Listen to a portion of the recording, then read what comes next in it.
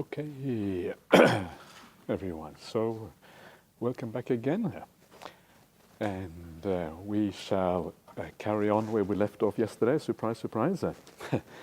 And we are in the middle of looking at the Buddhist idea of morality. And I don't know. Sometimes we talk about these things. I talked about these things many times before, and sometimes you may think that you know about these things. But one of the interesting things about the Buddhist path is that the morality is really the foundation of everything. Yeah? The idea of living with kindness, living with compassion, understanding, and all of these things. It is so important as a foundation for the entire path, as a foundation for meditation practice itself, as we saw at the beginning. And because of that, I think it's always worthwhile reflecting on these things a little bit extra. I find it fascinating. Every time I talk about these things, actually I find it inspiring, even though it is much the same and it is kind of similar terrain. And I find it actually very useful to actually think about these things on a regular basis.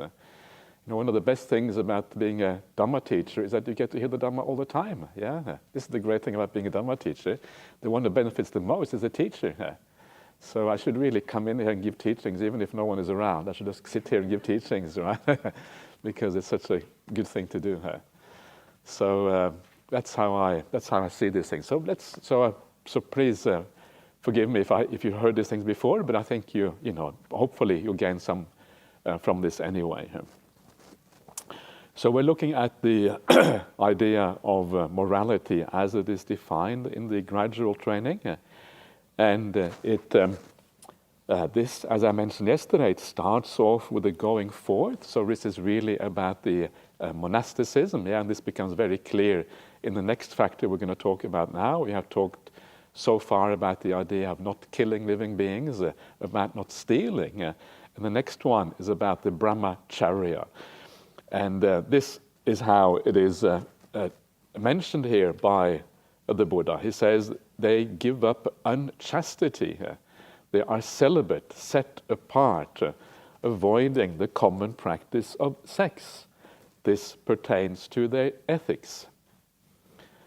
So this here, the idea of unchastity here, actually the Pali word is the brahmacharya, and the word brahmacharya literally means the conduct of Brahma. Charya is like conduct, is like how we live our lives, and Brahma is like the supreme God in the Hindu religion. It's taken on board in Buddhism in the sense of the Brahma viharas, the living according to Brahma, and these kind of things.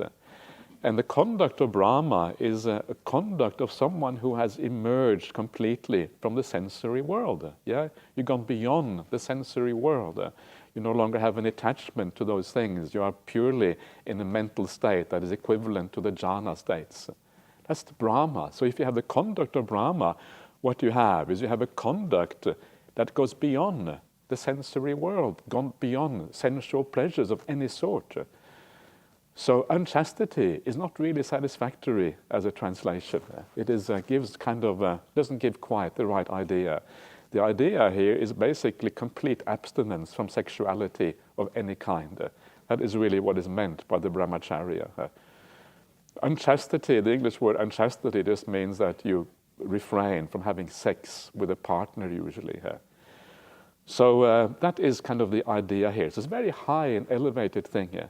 And of course, this is specific to the monastic path. Yeah, this is what monasticism is about. And in lay life, these ideas tend to be a bit more, not as stringent. And that's why in the 5 precepts, instead of having brahmacharya, you have the idea of kamesu micchachara. And kamesu micchachara, again, means wrong conduct. Achara is conduct. Miccha is wrong, like in miccha ditti, wrong view. And kamesu means in regard to sensual pleasures. And the specific reference here is to sexuality. And I think it's fairly obvious what that means in lay life. Yeah, not supposed to have any wrong conduct, anything that is harmful, anything which leads to other people, feeling bad or feeling negative or harming other people. That's really what it comes down to. And one of the things that is interesting is that sometimes when it comes to pleasures, because these things can be very powerful, motivating factors in our life, it is very easy to kind of not see the kind of negative impact we may have on other people in these things, because the drive is so strong. You don't want to see the negative impact on other people. And that's why you end up with all of these kind of, we had the Me Too movement and all of this kind of stuff in the world. And a lot of that arises, I think, because we lose our sensitivity to how we impact other people, because the drive is so strong. You don't really want to see that, because you want to kind of look after yourself first and foremost, because of the power of these things. So the Buddhist way is to be sensitive. How do we actually impact people and other beings? All of the precepts are about that. All of the precepts should be about sensitivity.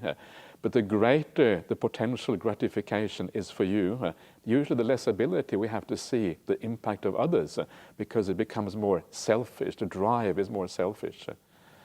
And so that's why we have to be kind of careful with these kind of things. So the higher thing is then the idea of abstaining from all sexuality. That's what taking the 8 precepts is all about, what we do on retreat. And so there is this different levels here. And what is interesting about this, you will notice here, it says then at the end, this pertains to their morality, or ethics, I think Bhante Sujata's translation is. This pertains to the ethics. And this is a different idea of ethics that we normally have in our society. Enjoying things is not really an ethical concern, usually, in the way we talk about morality. And this is why I say that when we talk about sila in Buddhism, it is more than what is called morality in kind of contemporary Western society or the contemporary world or whatever. It has to do with our entire conduct, with our entire habitual behavior in the world. It's about our personality. It's about our character, really. Do you have a good character all the way through to the very core of who you are as a person? That is what this is about. So ethics here is a very broad thing in the Buddhist path. So this does not mean, first of all, one of the things that we should be clear about, this does not mean that from a Buddhist point of view, sexuality should have to do with shame and with guilt and these kind of things. There's nothing like that in Buddhism. This is very much kind of an inheritance, especially in the Western world, from Victorian values and these kind of things, that these things are kind of bad and kind of keep them out of sight and don't talk about them and feel shameful about them. But actually, there's nothing like that in Buddhism. There's no need to feel shame about these things. They're not bad as such. The point, rather, and this is kind of the issue at stake, that it blocks access to the deeper aspects of the Dhamma. That is really the issue with sexuality. And that is why you abstain from these things. We talked about it yesterday, about kind of the opposition between the sensory world on the one hand, where the mind goes out into the world, which includes the body, of course, and then the inner world, where you withdraw your interest from that world. And that is where samadhi, where meditation, where the spiritual path really becomes possible. So it's not a value judgment to say that these things are bad. They're not really inherently all that bad. You're not really hurting anyone, But what you are doing is that you are trapping yourself in a lower kind of world, which is the sensory realm. And that is really the issue. That is the problem here. So if you want to have access to the higher aspects of the Buddhist path, mindfulness, samadhi, all of those things, you have to abandon the lower things to attain the higher things.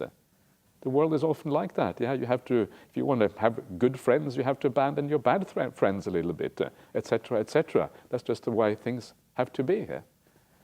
So that is really what is at stake. So sila here, the idea of morality or good conduct here, is about anything which blocks you from actually achieving something higher. It's about your entire character, I was saying before. There is this opposition between going into the world, going outwards into things, and going inwards. You can't both go out and in at the same time. If you are attached to the world outside, you're holding on to that, You can't let go and attach at the same time, right? It's like black-white, it's an oxymoron. So you have to let go of things in that world to be able to go within. This is what this really is about.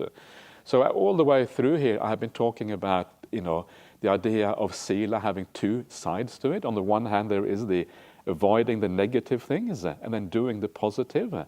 So you avoid stealing, and the positive side is generosity.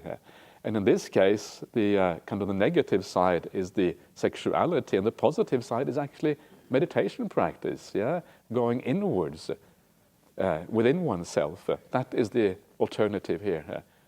That's kind of interesting. That is the opposite of this. And these are actually very important issues. You may wonder, why am I going on about this for so much? But this is a very, very important issue, because in large part of the Buddhist world, people want to have their cake and eat it. And that you can't both have your cake and eat it. Either you have your cake and it's kind of waiting to be eaten in the future, or you eat it now. You can't have both. And this is also the thing with the sensory world. You can't have both to the full extent. People often say this, I want to have both. I want to have a really kind of good life when enjoying the sensory pleasures of the world, and I also want meditation, and I also want the spiritual path. And the answer is yes, you can have that to some extent. But if you really want to go deep in your meditation, you want to take this path as far as you possibly can, there comes a point where you have to make certain choices. You cannot go both outwards and within at the same time. That is really the issue here. So these are actually very important points, and you have to understand what is going on here. And this is why this idea of nekama, the idea of renunciation, is such an important part of the Buddhist path. We're still struggling in the Western world to really understand what Buddhism is about, to understand fully how it works. Very often people think monasticism is like a waste of time. What is monasticism about? It doesn't make any sense. I can enjoy this, I can enjoy everything. But actually now you're starting to get an idea what monasticism really is about. It's about cultivating this path all the way in this particular sense. That is why it has a value. This is kind of where it comes in. Anyway, let's move on. So that is the idea. We have looked at the three kind of right conduct by body. These first three are really what we are summarized very often as the conduct by body and morality through body, if you like. And now we're going to move on to the right conduct by speech. Of course, obviously very important because we speak quite a lot. And for that reason, it really matters how we use our speech, and we do this in an appropriate way. So this is what the Buddha has to say about speech. They give up lying. They speak the truth and stick to the truth. They are honest and trustworthy and don't trick the world with their words. And this pertains to their ethics. So you don't lie, and you speak the truth and stick to the truth. You're honest and trustworthy. So the idea here is very often we think about either you speak the truth or you lie, but the reality is that speech, and like anything else, it comes in a large spectrum of kind of scales of gray. There's kind of the really dark, outright lying over here, where you lie because you want to do something really evil, or you want to have something for yourself, and you kind of, it's an outright terrible thing. You go to court and you swear on the Dhammapada, or the Bible, the Buddhist, on whatever religion you are. What do atheists swear on? I'm not sure. Anyway, I promise to tell the truth, and the only truth, and the full truth, and what have you. And then you lie, and that is, what is that called, perjury or something in law? Something like that, anyway. And that, of course, is really, really bad, because you are really, it's an outright and very strong lie. And that is actually how lying is defined in the suttas, in certain places. It is when you are in a court of law and you promise to tell the truth and you don't. So these are very bad lies, And then on the other hand, there are truths where you stick very closely to the truth. and you are very reliable, very trustworthy in the way you speak. You don't even slightly kind of, color the reality. You kind of are as close to truth as you possibly can. And there's a whole grayscale between these kind of, extremes. So the point then of right speech is not just to avoid lying, but actually it's trying to be as honest and clear about things as possible. That is really what we're trying to do. It's actually moving towards as much truth as you possibly can. It is not a dichotomy, either you lie or you tell the truth. It's this grayscale going through the whole thing. So that's really what we want to do. And the more honest you are, the more clear you are about the truth, the more trustworthy you become as a person. People feel they can really rely on you. And this is another beautiful gift to give to the world. When you give people that gift of the truth and people feel they can rely on you, it is like, it's kind of it's a relief to know that what you're hearing is almost certainly the truth, rather having to kind of interpret and misunderstand, trying to kind of figure out what is really going on beneath the surface. It's such a hassle to have to do that. So this is kind of the idea here of, again, right speech. And the other thing, which I mentioned before, is also to remember that with all of these kinds of wrong conduct, it is about what motivates you at the end of the day, which really matters. This is the other factor with all morality. And there may be certain cases where lying may be acceptable. Or at least it's not going to be particularly bad, because you're doing it for a reason that actually is not, it's kind of reasonable. And there's always one example that is very useful in this case. This is an example that comes from Ajahn Brahmali originally. For those of you who have not heard this before, probably most of you heard it before, but if you haven't heard it before, is the example of there was a couple, a husband and a wife, and the husband was in hospital. He was going to have a bypass surgery. His arteries were all clogged up, and he had to kind of fix the plumbing in his arteries. And so he was in this room in the hospital, and there was another man next to him.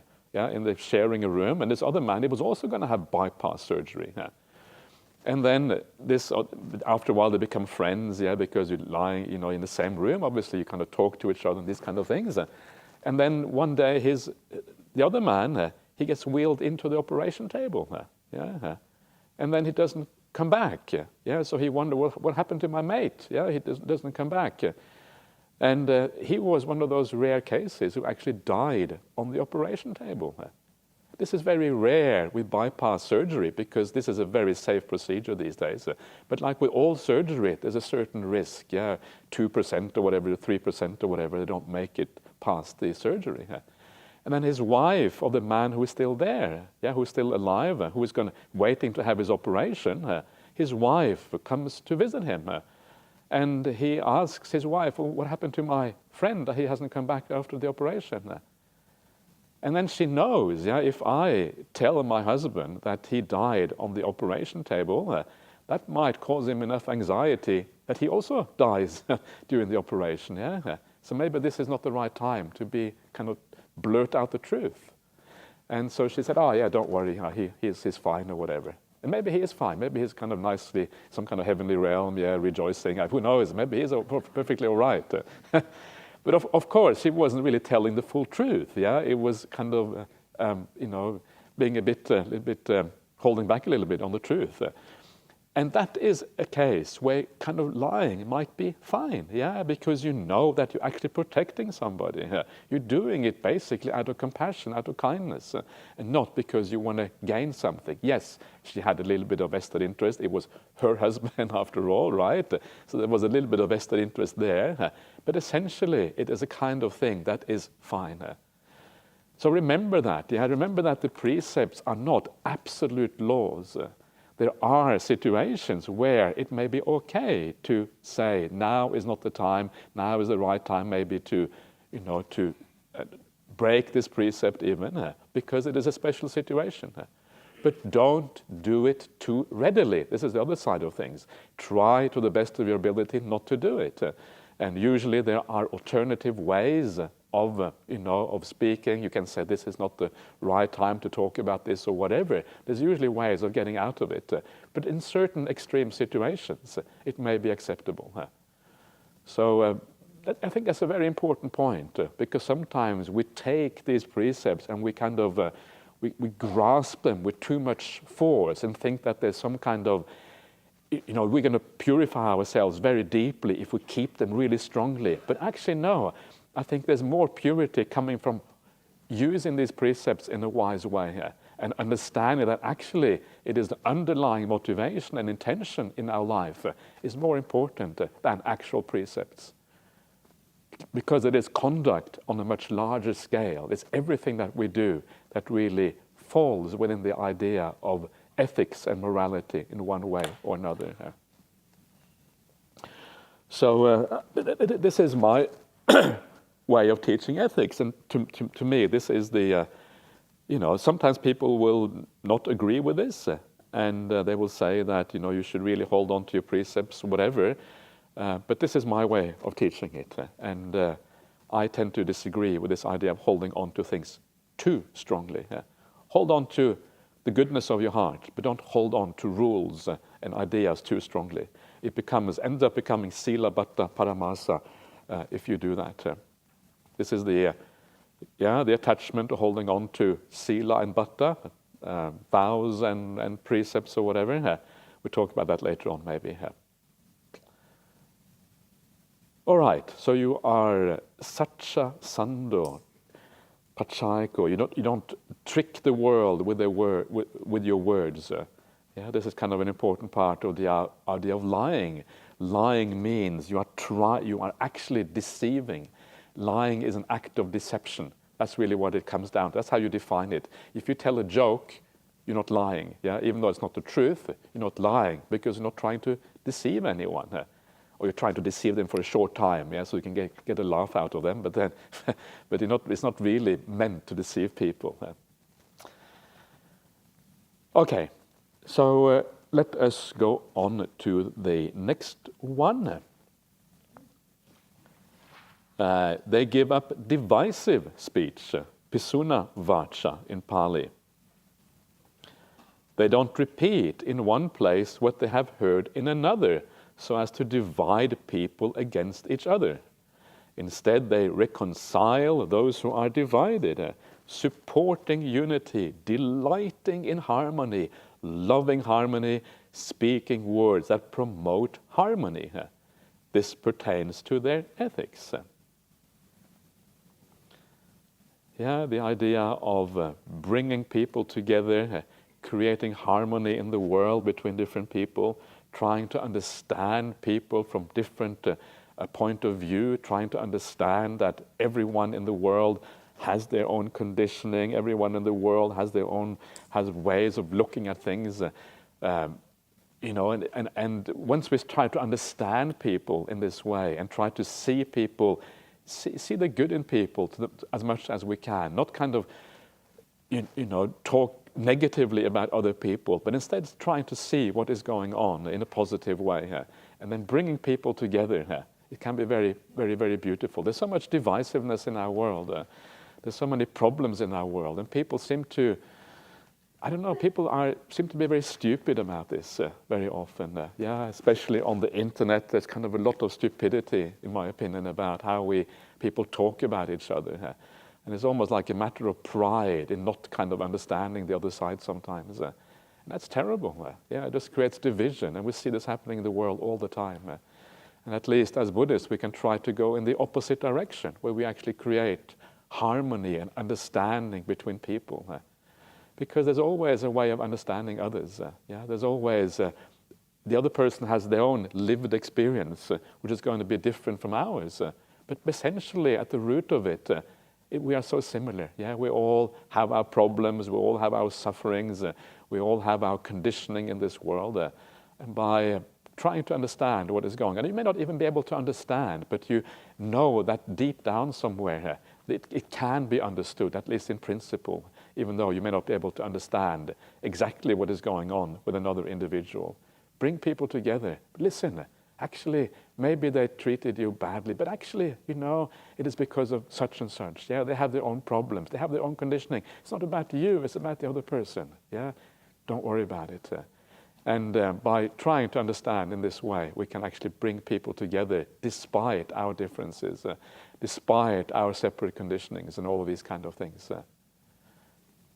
It's quite beautiful. I love these little phrases here, these little kind of things, yeah, about the idea of delighting in harmony, loving harmony, speaking words that promote harmony. It's actually marvelous, and it is. This doesn't mean that we should not be critical. It's important to understand that this does not mean that we should become kind of lacking in judgment or lacking in our ability to understand differences. This doesn't mean that we should accept wrong view in the same way we accept right view. This doesn't mean that we accept stupid ideas in the same way that we accept good ideas. This is not what it means. It just means that we understand that even a person who has wrong view, who has bad ideas, we don't need to condemn them. Yeah, we can try to understand. We have also been there at one stage. Yeah, everyone has had bad ideas, and we probably still have some bad ideas. And so we kind of just try to understand rather than actually condemn people for being, for being silly or whatever. And then we are doing things in the right way. So we need to have judgment. We need to distinguish between good and bad, of course. This is very important on the Buddhist path. But we do it in a way that creates harmony regardless. And we come to the next one. They give up harsh speech, parusa vacha. They speak in a way that is mellow, pleasing to the ear, lovely, going to the heart, polite, likable and agreeable to the majority of people. This pertains to their ethics. Gentle speech, speech that is kind of you feel nice in the company of someone who speaks in a gentle way, someone who speaks, you kind of feel at ease. When someone is harsh or they are angry, you kind of straight away, it feels unpleasant, right? There's something you just want to go get away because it just feels very unpleasant when that is happening here. And the gentle speech has the opposite effect. And this is like a beautiful gift that we can give each other all the time. Yeah, if we can give the gift of being gentle in the way we speak to others, creating harmony, bringing people together, other people will feel at ease in our here. That's kind of really beautiful, because very often people don't feel at ease. We all have our problems every now and again. And these are wonderful things. And when you think about your speech as kind of giving a gift to others, and the other people may not even realize that they are getting that gift. They just know that they feel good in your company. So sometimes you have to trust that actually what you're doing really is giving a gift. Without, second guessing or thinking, it doesn't work anyway, they don't care what I think or what I say, so I might as well be harsh. Don't think like that, because it does have an effect. And this is kind of the point. Under the surface, you are able to, people are able to feel good in your company because you are speaking in the right way, speaking in a way which actually goes to the heart of people. So don't underestimate the power of these things. Don't throw it aside too casually because it doesn't work, it doesn't seem to have the effect that you think. Don't expect the other person to know that they are even receiving that gift. Don't expect them to tell you, wow, thank you so much for speaking so gently. Don't do it for that reason. Do it simply because it's good. And when you know it's good, you will feel good about it regardless of what the other person says. Don't expect to be appreciated for these things. You will be appreciated. It's just that you may not hear about it very often. And then you are on the right track. I don't know, I always found these very simple things. There's nothing kind of fantastic about this or amazing about this, the way the Buddha phrases this, but still there's something powerful about it. Sometimes we need to be reminded of the most obvious things in life, because if we're not reminded, it tends to go out the window. We kind of know it somewhere at the back of the mind, but we don't know it strongly enough. We don't have the support of an authority figure like the Buddha to really believe in these things very powerfully. So it's important to be reminded of these simple things. Gentle speech, harmonious speech actually matters. And it matters the most for whom? It matters the most for us, for the person who speaks this. At the same time, we are creating all of these good things in the world around us. And this, to me, is kind of the one of the principal ways of deciding whether something is a spiritual action or not. How do we know that we are actually acting in a way that is truly spiritual, that is truly wholesome, that is actually aligned with the teachings of the Buddha? And one of the simple ways to know that is that if something is beneficial both for yourself and the other person that you're interacting with, then it is a spiritual quality. If it is only good for the other person, you are neglecting yourself. That is no good. We should never neglect ourselves. If it is only good for yourself but bad for the other person, well, then it's selfish. And if it is selfish, actually, it's bad for yourself anyway. So really, it needs to be good for both sides. So this is a kind of simple litmus test, if you like, to decide whether you are on the right track or not. What you're doing now, is it good for yourself and the other person? If it is, okay, you're on the right track.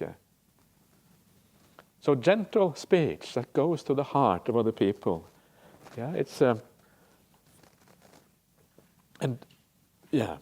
Let's come to the very last one, the last kind of right speech. And they give up talking nonsense. Their words are timely, true, and meaningful, in line with the teaching and the training. They say things at the right time that are valuable, reasonable, succinct, and beneficial. And this pertains to their ethics. So this kind of speech is called the kind of nonsense talk, or the frivolous speech, or the meaningless speech, or whatever you want to call it. This is called sampapalapa in Pali. It does sound a bit dodgy, doesn't it? Sampapalapa. It sounds a bit frivolous. There's so many P's in that word, and A's, sampapalapa.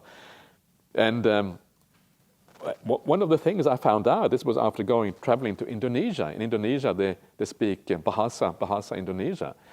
And this language is actually has a lot of connections with Sanskrit, because Sanskrit and Buddhism was very strong in Indonesia. If you go back 1,500 years, it was very strong, especially before the Muslims, the Islam took over in that society.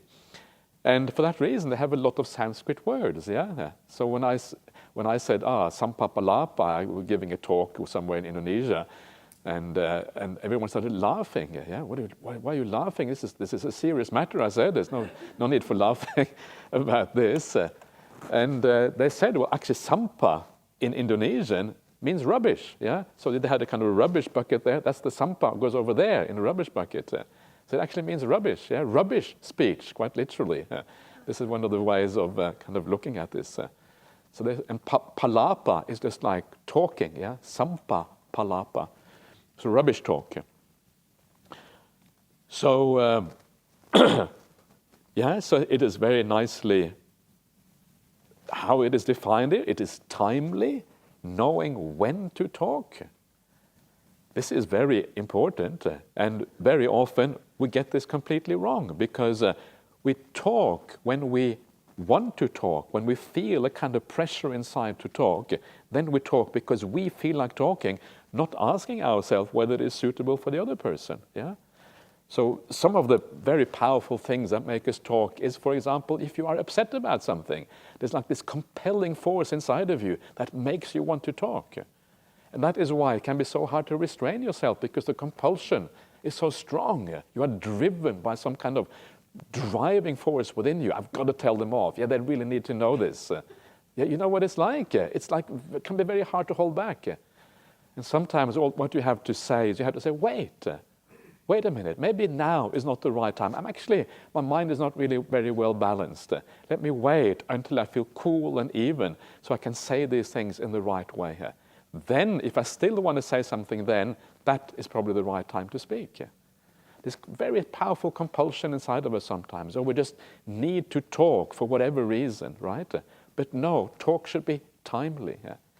It's about knowing when the other person is ready. It's about knowing what are the needs of the moment. Yeah, it's all of these kind of things, and then we are kind of getting on the right track. Yeah? Don't take this too seriously. Sometimes people think that Buddhists are real killjoys. Yeah, then they just talk about the Dhamma and this kind of thing. So don't be friendly, of course. And it's okay to have a conversation. How are you? And talk about issues in your life or whatever. Of course, we need to talk about these things. But try to do things at the right time in a good way. Then you're on the right track. Yeah? So timely, true, and meaningful. Yeah, meaningful words. Words that somehow lead to something positive. Meaningful here means really in line with the teaching of the training, in line with Buddhism. Yeah. So if there is an issue, how can we kind of resolve that in line with the Dhamma in a positive way? Yeah? To create more harmony, to create more of all of these good things. In line with the training. Well, the training just means that, basically how we live as Buddhists, in line with morality, in line with meditation, in line with mindfulness, in line with sense restraint. This is really what it means. And that, by the way, points to the Pali word is Vinaya, and Vinaya is often translated as the monastic code or the monastic law. But obviously it doesn't mean that here. It doesn't mean that you have to talk about the monastic code all the time. Imagine if you talked about the monastic code all the time. That would be kind of really not very interesting. People will shun you from far. They'll say, oh no, please go a different direction because this person is coming here. There is a story about, in the Sutta, it's a really cool story. This is the story of, this is found in one of the Sangha rules, one of the very serious rules in the monastic code. And this is about building. You're only supposed to build huts that have a certain size. And the story behind that rule is that the monks were building kutis, and even in those days monks were building. It's kind of cool. Nothing has really changed as usual. We think the world is advancing, but actually the world just stands still. There's nothing really going on. But so the monks were always going into town and they were saying to people, oh, please give, we are building, or could you, please give some materials, give a worker so we can kind of help with the work, give some tools, or lend some tools or whatever.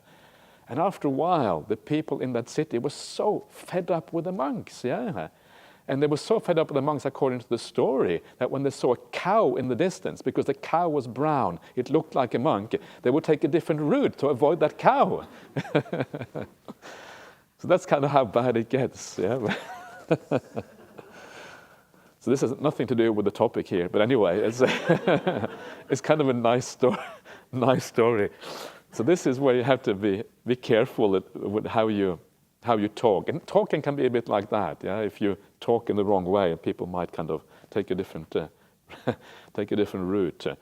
So talk about these good things that are meaningful and useful. And then it says you talk at the right time about things that are valuable. Nidana vatting. Nidana in Pali means like a treasure. Things that are treasurable, things that you put aside.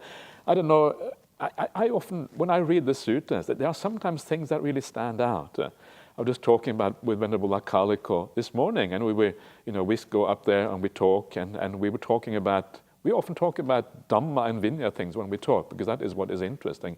And he was saying that, well, very often what I focus on is the similes that you find in the suttas. And very often the similes are incredibly powerful, and I agree with that. They're very beautiful, the way the Buddha phrases things. If you just look at the kind of the ordinary prose that you find in places like this, it can be sometimes get a bit kind of dry, and the similes kind of, they make everything more interesting in a sense, or maybe verse, and these kind of things. And and then you read one of these similes, you read a verse, and you think, wow, that is so powerful. And then you know the value of that. You take those verses, you memorize them, and then you bring them around with you wherever you go, because you remember these things.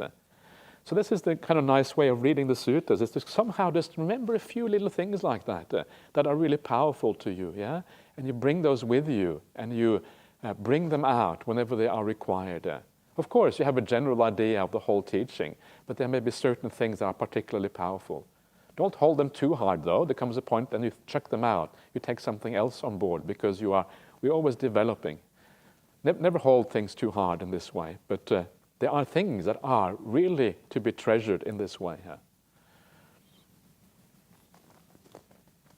And you are reasonable. The other things you say are backed up by good reason. They are succinct. You don't go on endlessly with things. And they are, of course, beneficial at the end of the day. Yeah? Atta Sanghita, connected with what is good, connected with the goal, connected with what is meaningful. And this pertains to their ethics. So these are the 4 kinds of right speech. Yeah? Not lying, not practicing divisive speech, not practicing harsh speech, and not talking frivolous speech or nonsense. And you can take it that there is like a hierarchy here, the worst kind of speech if you are lying, outright lying.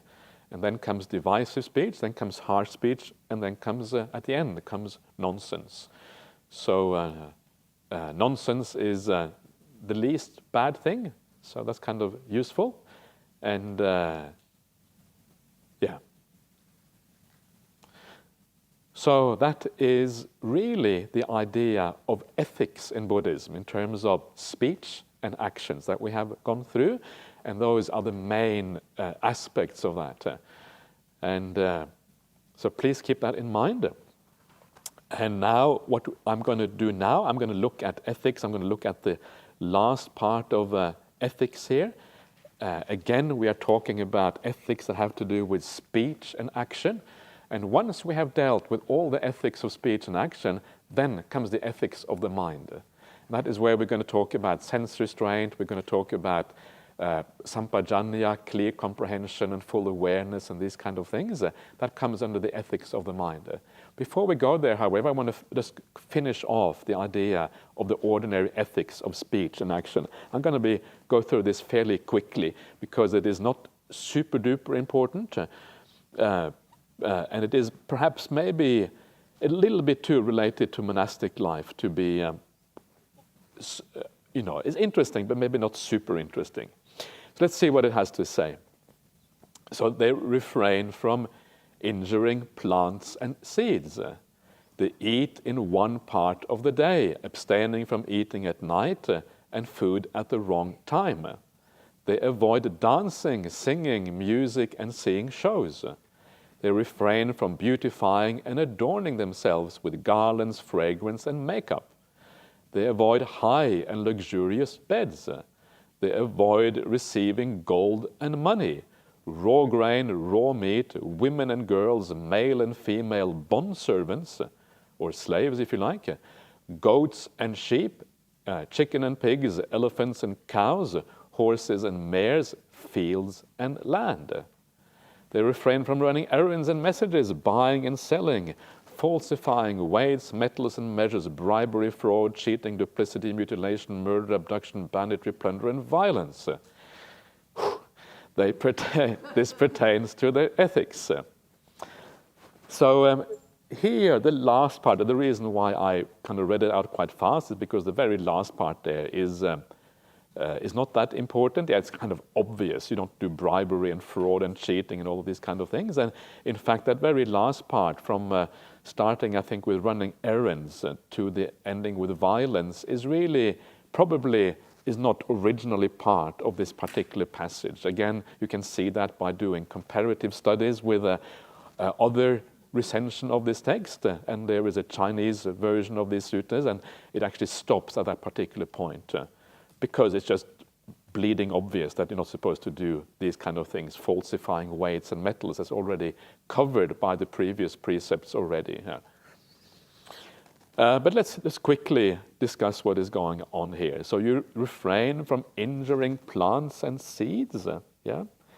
And this is kind of interesting. This is part of the monastic conduct. So again, it does not really relate to lay people. And it brings up this very interesting question.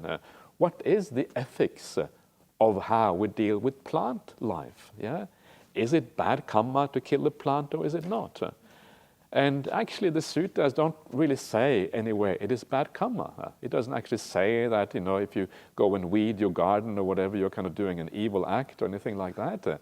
Or you kind of prune your roses, the roses say, ouch, stop pruning me, thank you very much. It doesn't say that anywhere.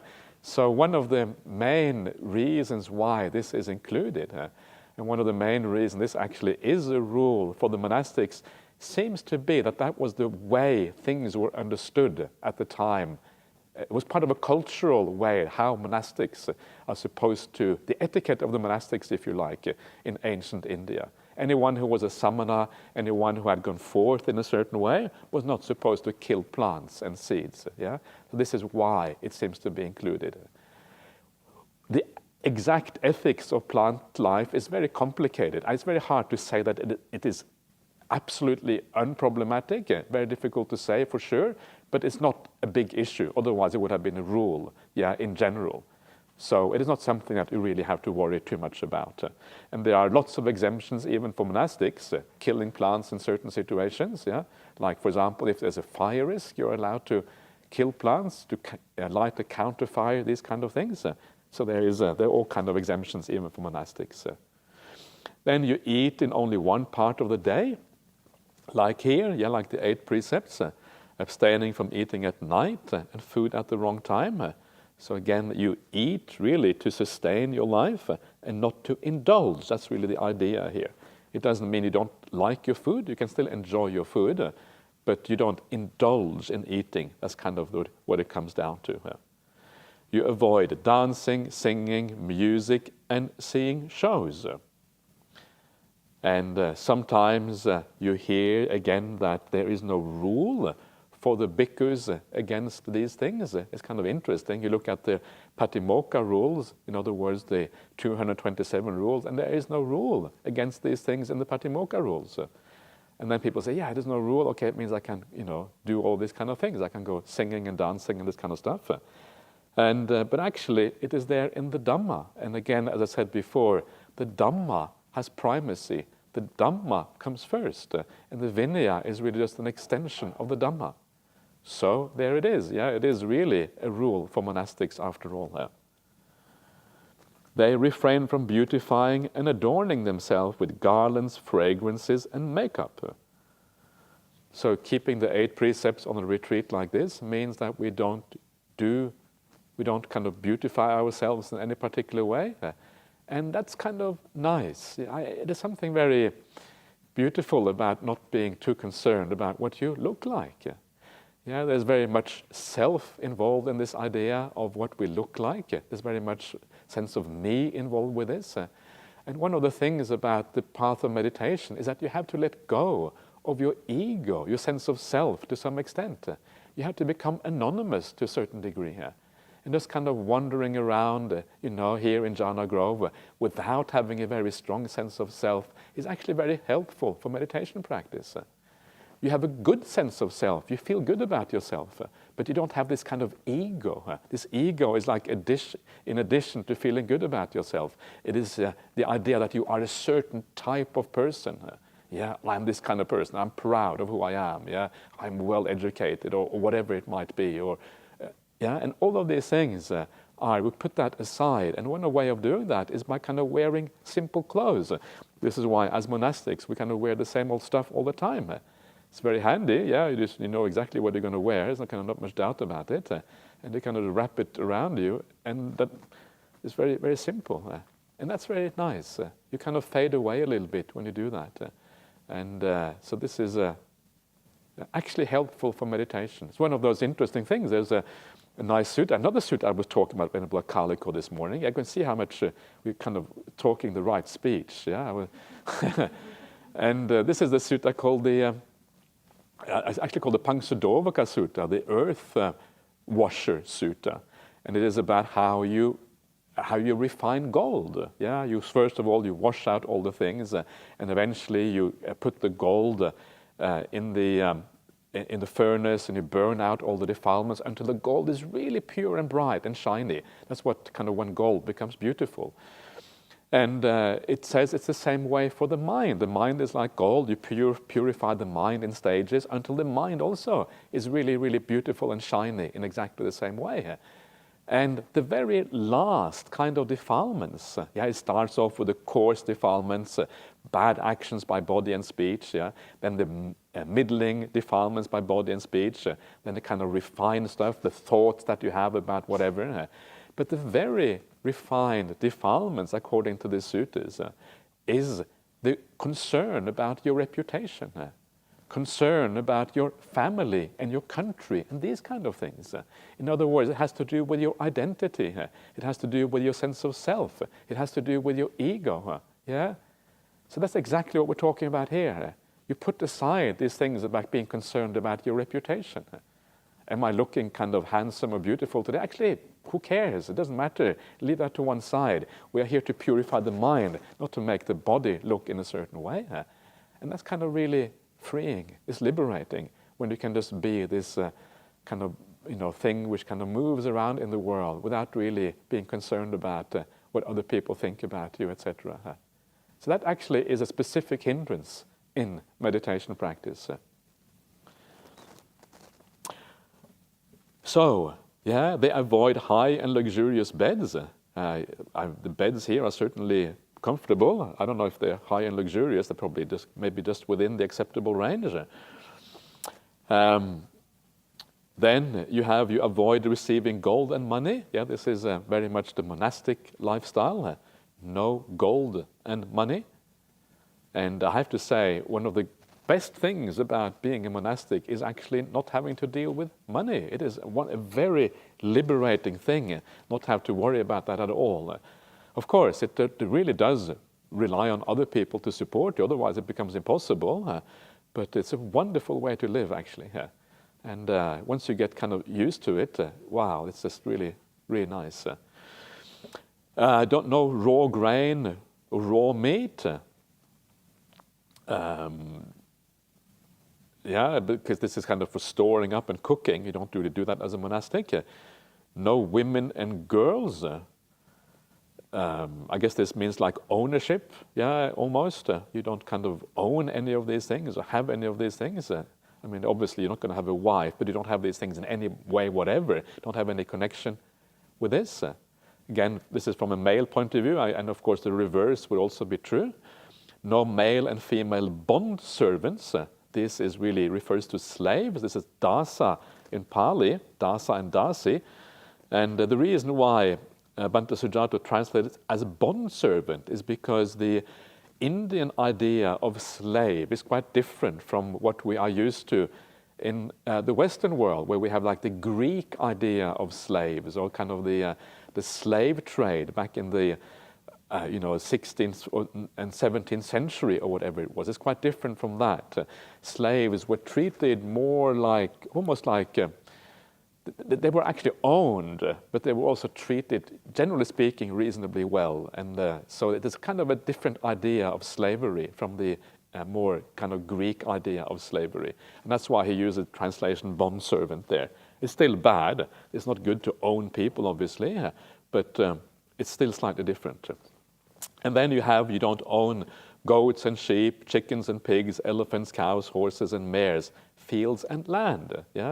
These are all the things that make people wealthy, especially in the ancient world, but also in the present world as well. If you have a lot of land, you have a lot of things. As a monastic, it's supposed to be simple. You're not supposed to be a person who owns all kinds of things. You shouldn't own your own monastery. You shouldn't own, ideally, anything. And when we live in our kutis over at Bodhinyana Monastery, the kuti does not belong to us. The kuti belongs to the Buddhist Society of Western Australia.